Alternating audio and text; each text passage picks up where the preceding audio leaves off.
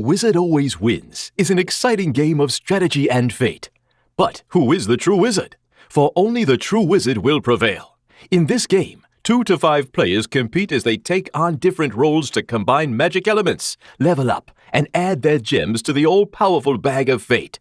In each round, you will choose a different character role and perform the actions for that character. Each of the 7 roles offers different skills you will use to employ different strategies in the game. Actions include drawing cards or tokens and playing them to complete element sets. Each complete set allows you to put your gems into the bag of fate or increase your level. The higher your level, the more chances you have to win. Only the player in the role of the wizard can pull their own gem from the bag of fate to claim victory. Setup. Place the game board in the center of the playing area. Each player chooses a color and takes the matching level dial and turn marker. Each level dial should be set at level 1. Each player takes the 8 gem tokens that match their color and stacks them on the matching space on the game board. Put any unused turn markers, level dials, and gems back in the box. They will not be used. Put the 25 element tokens, the 3 added gem tokens, and the 3 level up tokens in the bag of fate and shake them up thoroughly. Shuffle the element cards and deal 3 cards to each player. You may look at your own cards, but don't let the other players see them. Put the remaining cards face down in a draw deck where all players can reach it. Leave room for a discard pile. Place the character tiles in a row in numerical order with the Queen, number 1, on the far left and the Wizard, number 7, on the far right. This makes up the character row. Give each player a reference card to keep in front of them. Now we get to choose the order of players for the first round. Collect the player's turn markers, randomly draw 1, and place it on the number 1 space on the turn order track on the game board. Draw the next turn marker and place it on the number 2 space. Continue until each player's turn marker has been placed on the turn order track. This will be the turn order for the first round. But keep in mind, the turn order will change for each round. The Wizard Always Wins is played in rounds. Each round consists of 2 phases: the action phase and the cleanup phase. During the action phase, each player will take a turn choosing a character and performing the actions for that character.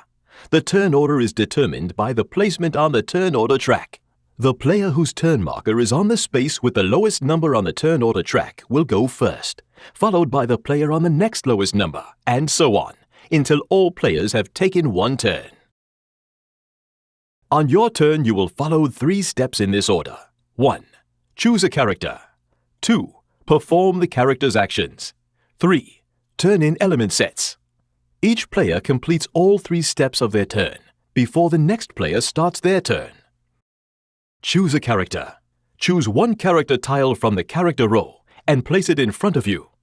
Each character may only be used by 1 player in each round.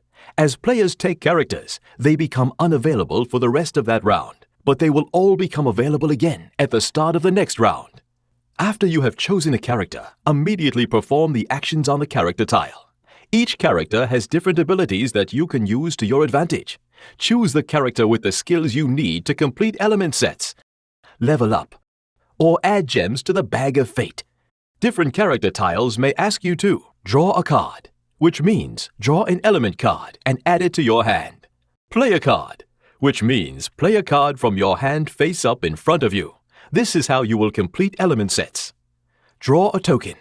Randomly draw 1 token from the bag of fate and apply its effect, if any. Draw tokens equal to your level. Look at the level your level dial is set to and draw that many tokens out of the bag of fate. The last part of the action phase is to turn in element sets. After performing your character's action, if you have completed any element sets, you may turn them in to receive the rewards.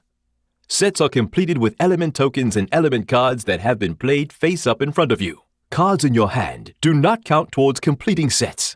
You may use any mix of cards and tokens to complete a set. Each element set has a different reward and requires a different number of elements to complete. For example, turning in a set of 4 flowers will let you turn your level dial up 1 level. This helps because the higher your level, the more tokens you get to draw from the bag of fate when you are the apprentice or the wizard. Turning in a set of snails will allow you to put one of your gems into the Bag of Fate. The more gems you have in the Bag of Fate, the better your chances of drawing your gem out of the bag when you are the wizard. A set of 6 bones will allow you to turn your dial level up 2 levels. 7 mushrooms turns your level dial up 1 level and put one of your gems in the Bag of Fate.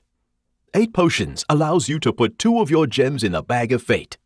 When completing sets, count the number of times the element appears on the card or token. Upon completing an element set, discard all of the cards and tokens that were used. If the card deck runs out, shuffle the discards to create a new draw deck.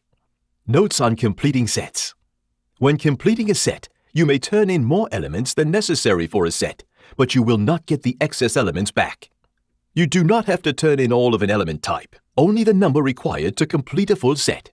You may complete more than one element set on your turn. There is no limit. You do not have to turn in an element set if you do not want to. After all players have taken their turn, it is time for the cleanup phase. In the cleanup phase, each player looks at the number shown on their character tile and places their turn marker on that number on the turn order track. This will determine the turn order for the next round. Return all character tiles to the character row. You are now ready to begin the action phase of the next round. Ending the game. The Wizard. Take the Wizard when you think you have a chance at victory. When you perform the Wizard's action, you will look at the number your level dial is set to and draw that many tokens out of the Bag of Fate. If you draw a gem that matches your color, you win the game. All other tokens, including other players' gems, have no effect when you are the Wizard. If you do not win the game, you must put all of the tokens you drew back in the bag, and your turn is over. Choosing when to take the Wizard is the key to victory.